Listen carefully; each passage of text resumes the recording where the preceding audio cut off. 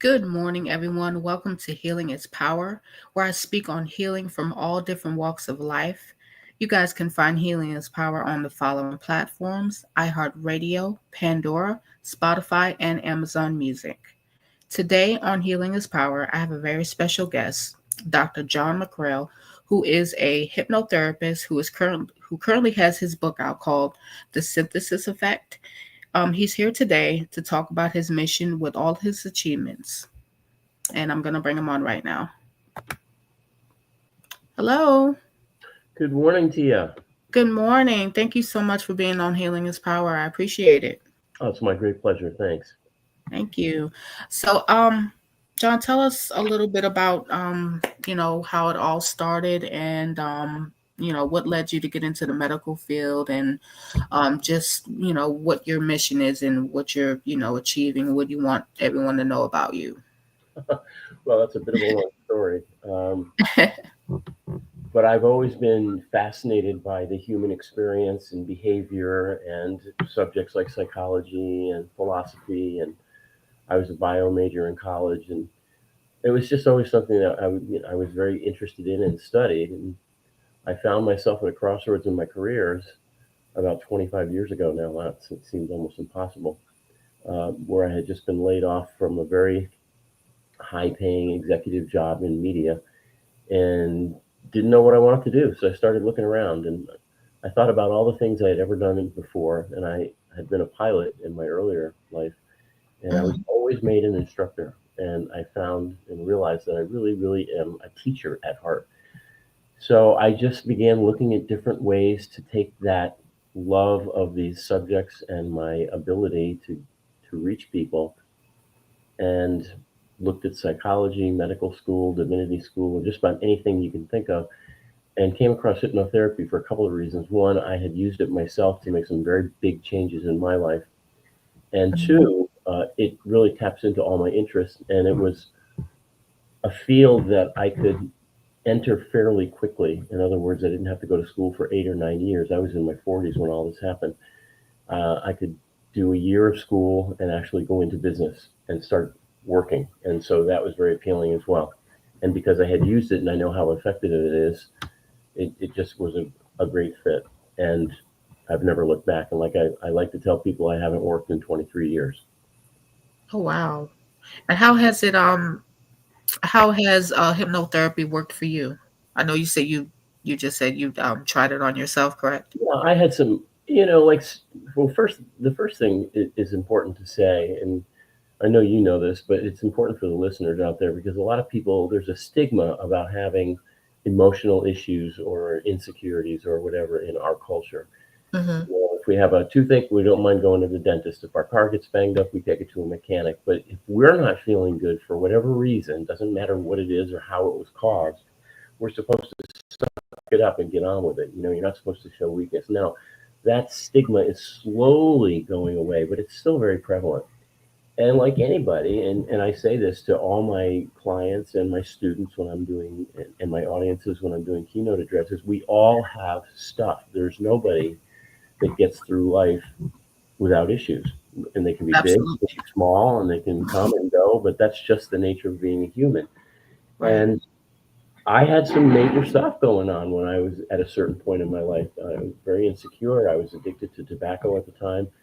And I was fortunate enough to meet this very talented, brilliant woman who was a hypnotherapist, and she helped me through it in a very short period of time compared to what you would think conventional therapy would take. And I was just blown away by how empowered I felt within months. It was really a couple, maybe 3 months. And Mm-hmm. so, having used it, and then of course now having been in the field for so many years, I've got a PhD in it now. Um, it just is a very effective way to facilitate and create really profound change in your life quickly and profoundly as compared to many other disciplines. Now, it's not a magic bullet, there is no such thing. It doesn't work as well for everybody, but it's amazing if you're committed to doing the work and you're willing to admit that you need to do the work and you're working with the right person. This can be an incredible way to get your life back on track very quickly.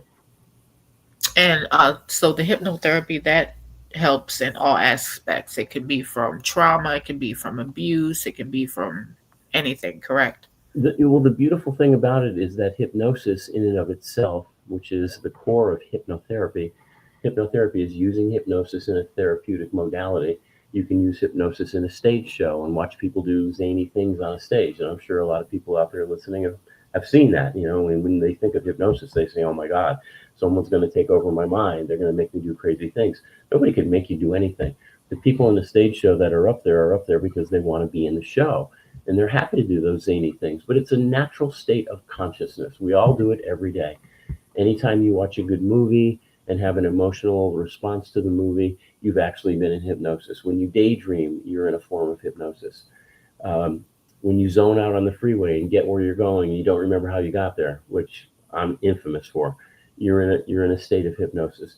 So it's just using that state of consciousness, which creates an open, receptive state of mind and allows us to work at a very deep level where most of our behaviors, attitudes, habits, beliefs, fears, the traumas, whatever they may be, live. That's in the subconscious. We don't feel badly on purpose. It's just there. It got programmed into us, if you will. So, yes, it does work across the human behavioral spectrum. It is not considered a medical treatment. It is considered vocational and avocational self improvement. However, you can work on medical conditions with an appropriate referral from a licensed physician or a mental health worker. So, yes, it is an incredible, powerful, versatile tool when used correctly. Awesome, awesome. Can you talk about creating a better you or create a better you? Can you speak on that a little bit? Well, when I first opened my practice, um, I was building a website, as most people do, and trying to come up with an identity. And I was working with a marketing person who said, what you're doing here is you're helping people create a better version of themselves. So what if your logo was a better you? And Hmm. then we stuck in create a better you. And that's really what this is all about. My whole practice, everything I do, is about helping people create a better version of themselves, improved, feeling better, feeling empowered, feeling free, feeling fearless, stressless, anxiety free, whatever it happens to be. And that's how the name of the company, which we are now a corporation, but that's how it all came to be. And it was just a brilliant stroke of luck by a very talented marketing person that was helping me establish my brand identity when I first started. Awesome. And how long have you guys been around? We're going in our 24th year now. Wow. Yes. Wow. That's a long time.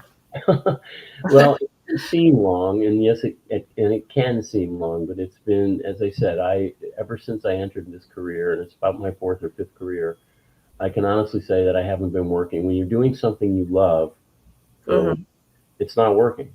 And I, for whatever reason, I was given the ability to help to reach people, identify with them, and help them get through their stuff as what I consider myself mostly a teacher. I teach people how to get rid of their stuff. Hmm. And it's not work. I still love it today. Wow. Awesome. Awesome. What so let's talk about your book, The Synthesis Effect. Sure. What inspired you to write that, and what is your goal to get out there for individuals? Well, my clients actually were the inspiration to write the book. I always wanted to write a book. I happen to be a pretty decent writer, and I don't know why I got that talent, but it's something I've always enjoyed doing. And I was publishing articles many years before I did hypnotherapy on different subjects that I'm interested in. And I always wanted to write a book. It was one of those bucket list things. I'd love to write a book and get it published. So it was sort of in the back of my mind. And then when I began to create what I call the synthesis process, psychoneurosynthesis was the first term, but that's a mouthful. Um, by incorporating different traditions and techniques into the hypnotherapy practice, I noticed that people started getting better faster. I was getting results much more quickly, or my Hmm. clients were getting results much more quickly than they used to with just uh, conventional hypnotherapy, which in and of itself is powerful. And I kept having people say, Dr. John, you got to write a book about this stuff. I can't believe it. 3 weeks and I feel like a new person, and on it went. And Um, the synthesis process was the product of my dissertation research for my PhD. And so I thought, well, I wonder if I could turn my dissertation into something readable, something that somebody would like to read, because if you've ever read a scholarly paper, they're very, very dry and boring. And that's how the book was about. And the purpose of the book was just to get the word out there to as many people as possible that you don't have to live with your stuff. You can make change in your life quickly and profoundly. Here is a methodology that has worked for hundreds, thousands of clients, and you can do it too. And that's what the book is all about, and that's why I wrote it. So I fulfilled my wish, my dream to write a book and get it published, because I was fortunate enough to get it published, and Mhm. I'm sharing what I've learned through my own growth, but through working with, literally now, after all these years, thousands of clients and students to help them empower their lives. That's awesome. That's amazing. Wow. Thank And you. how long has it been out? How long has it been out now? You're welcome. Oh, it's been out 10 years. 10 years. Awesome. Awesome. The first Awesome. edition was published, actually 12 now. The first edition was published in 2012, and there's a sequel to it that's in the works called "A Better You in a Minute or Two," and that's still in process. I'm still writing that one. Okay. Okay. Well, you definitely have to keep us updated with that. Well, thank you. No problem. What um what area in your life do you feel like you needed to heal from the most, if you don't mind sharing? Because like I'll always say with all my guests, we all have a story, and Well, we all have a sure we do, and most of our stories are the result of what happened to us when we were growing up, hmm and most of us, if not, well, I shouldn't say all of us, but everybody gets, as I said before, everybody has stuff.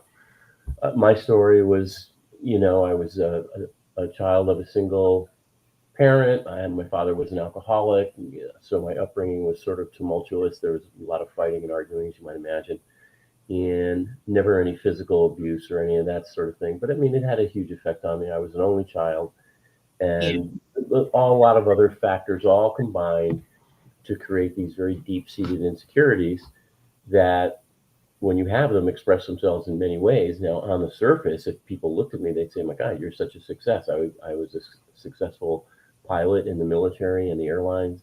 I had my own business in media. I made a living as an actor for several years out in LA. And I was, people would say, "My God, you're having a great life." And I was in many ways. But inside, the insecurities are there and they come up. And hmm there got, as I mentioned earlier, there got to be a point in my life when I said, I'm really sick of feeling this way. I'm sick of not really feeling empowered. So I decided to do something about it. And the rest is history, I guess. That sort of led to everything that I do today. that's great. That's great. Thank you for sharing that. My podcast, different walks of life, different ways people have healed, and I just, enjoy hearing it, and I love sharing it with the world to empower others out there, because healing is very, very important, and I don't think people really realize that. It's like if you really don't heal from your childhood trauma, it really can affect your adulthood tremendously. Absolutely. Not can, it probably will. And Well, it's, yeah. it's important for people to understand that it's not uncommon. One of the things that I run into all the time is that a client will come to me with an issue. It doesn't matter what the issue is: low self esteem or self confidence, fears, phobias, um, insecurity, stress, anxiety, and they think they're the only ones with the issue. There's something wrong with me. There's nothing wrong with you. You're just a human being. You've had some bad experiences, and everybody does, but you don't have to live with them. That's the key. So you're Right. providing a great service by helping your audience realize that there is help out there. And it doesn't have to be what I do. There are so many different modalities, all of which can be Absolutely. effective. And it's just finding the right one for you as an individual, whatever that may be. Right. And I feel like a lot of people, unfortunately, are in denial. How do you feel about that? Do you feel like people are like in denial with, them having to like let go of whatever, hurt Well, them? yeah, I think it's it could possibly be a bit of denial. A lot of people are a lot of, and again, as I mentioned, there's this stigma in modern Western culture, which we are a product of getting help for emotional, mental, behavioral issues. You know, we're supposed to suck it up, and I don't know where that comes from. I sometimes blame the Puritan ethic, you know, but um, yeah, there is definitely a stigma attached to that as a rule. So whether they're in denial or they just don't want to face it, they know it's there because it comes Right. popping up, and you know, but then they just stuff it back down. You know, it's interesting, as tragic as COVID was, and it was terrible in so many ways. One of the things the lockdown did for people like me Mhm. was it forced people to live with their stuff, to you know, because the things that Yes. they were using to for their denial or to stuff it down were gone. You had to sit there, and the stuff comes bubbling up. It's there. It's Y- like lava in a volcano. Eventually, it's going to come up. Yeah. And business went crazy with COVID because people finally said, "Well, you know what I usually do to get away from this, I don't have. It's here. I feel crappy. Maybe I'll call somebody and get some help." So my business Right. exploded with COVID. And I'm Yeah. not the only one. I know other friends in different therapeutic modalities that experience the same thing. And I think it's a great thing, whatever it takes. Yeah, absolutely. Yeah, I definitely feel like COVID was like a kind of like a curse and a blessing. It was a blessing because people, like you said, could get into themselves and, you know, try to figure out, what their issue is instead of going to, like, say, going to drink to suppress whatever you got going on. Okay, let's really go get some professional help or, somehow a way to fix yourself. Yes, But then absolutely. it was a curse because, of course, you couldn't interact with anybody. Everything was shut down. So, but that's definitely when I started my podcast, Healing is Power, when COVID hit. And I always wanted to be like a motivational speaker or do radio or something like that since a child. But I kind of lost touch with it. But when COVID hit, I definitely said, let me take what I've always wanted to do and you know bless the world with it as much as I can. So Well, good yeah, for you for taking action. And again, it's a wonderful service that you're yeah. providing to your listeners. So what websites can my listeners or anyone passing through, what websites do you have that they can find your information on? Are you on like any type of social media platform? Yes, I do the social media platforms mostly for marketing, but I have two websites. The one that's focused on my hypnotherapy practice is pretty simple to remember. Hypnotherapy, one big word, Los Angeles, where I used to be based. I'm on the East Coast now, but I was there for many years. Hmm. Hypnotherapylosangeles.com, and there's tons of content on there. And then for my keynote and motivational speaking, that part of my career, drjohnmcgrail.com is my other site. I got a YouTube channel, Dr. John Mcgrail. There's tons of content on that. Um, Little short videos, just addressing different areas in life that people tend to have to deal with, and some strategies and hints and tips to help you get through it. So, but yes, I do have a Facebook page. I don't really use social media that much for my practice. I Hmm. do.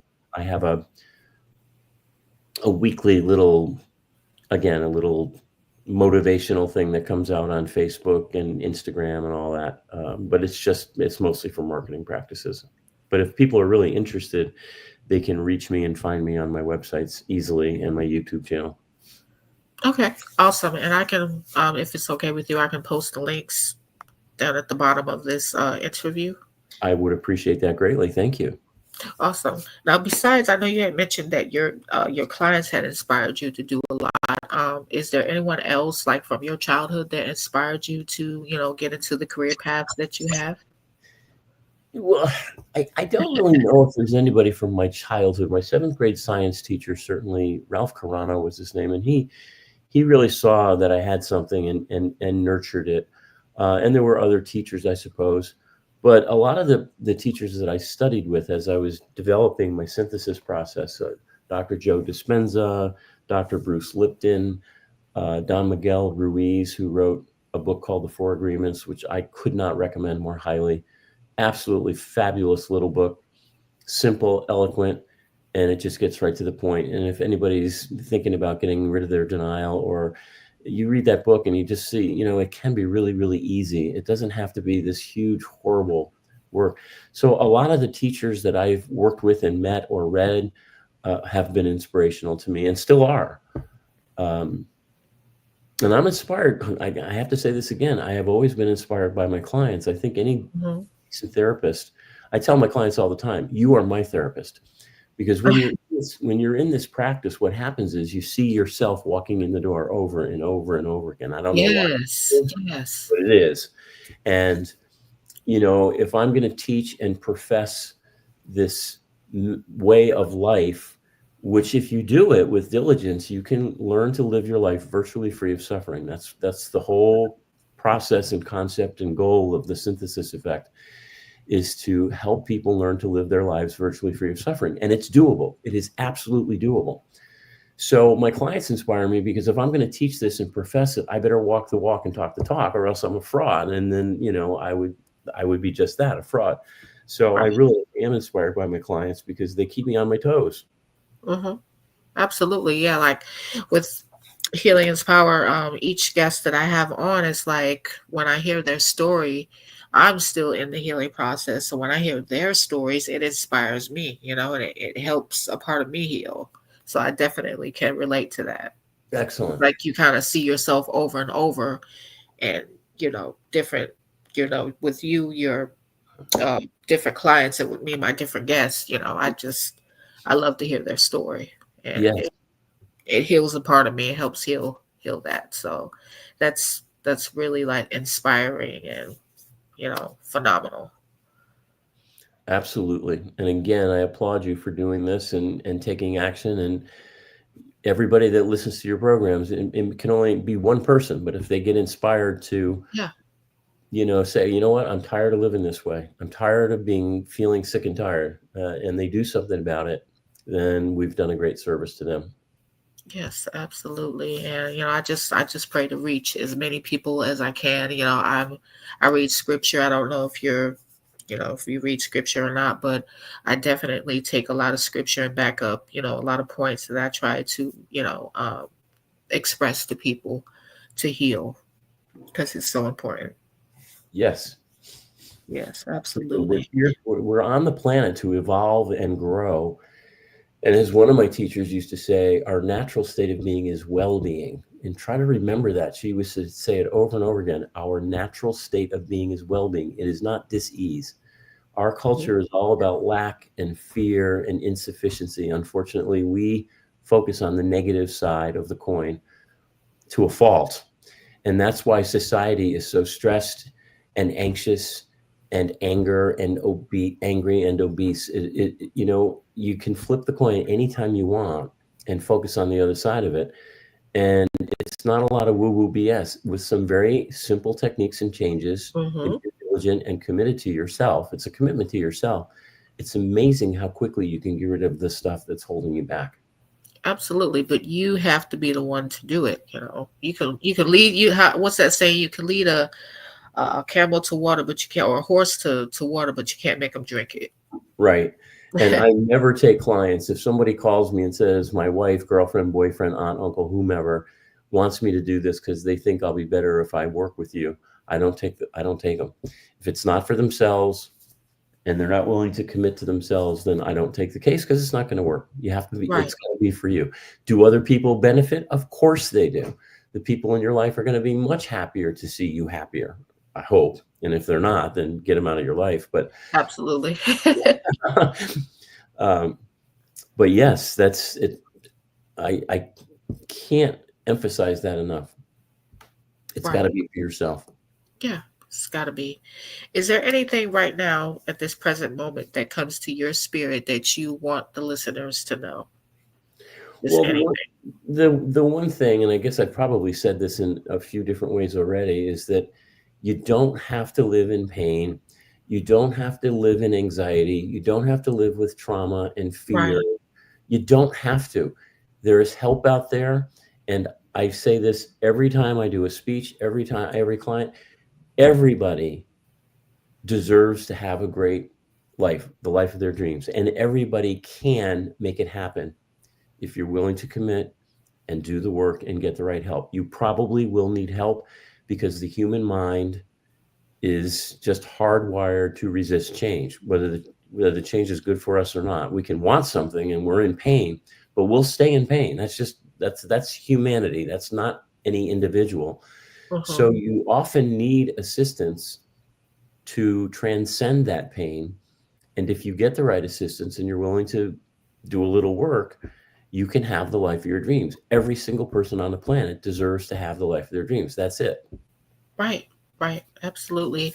I stay in Atlanta, Georgia, and like when I go to work, I see so many homeless people on the street.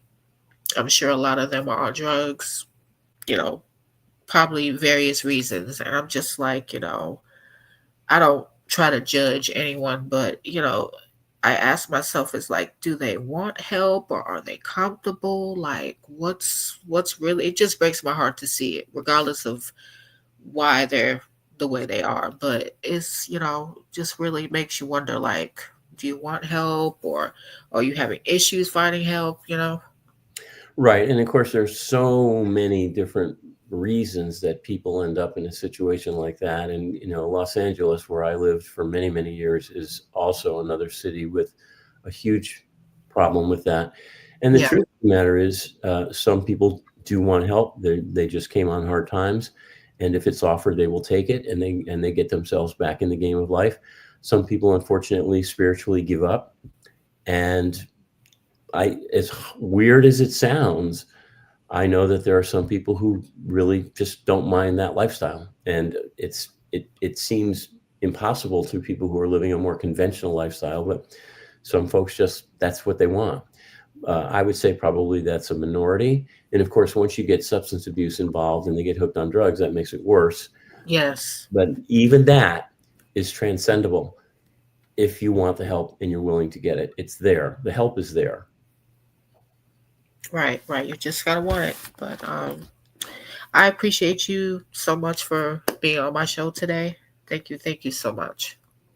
Well, thank you. It's been a lot of fun, and you asked great questions. And again, I'll say that you're Thank providing you.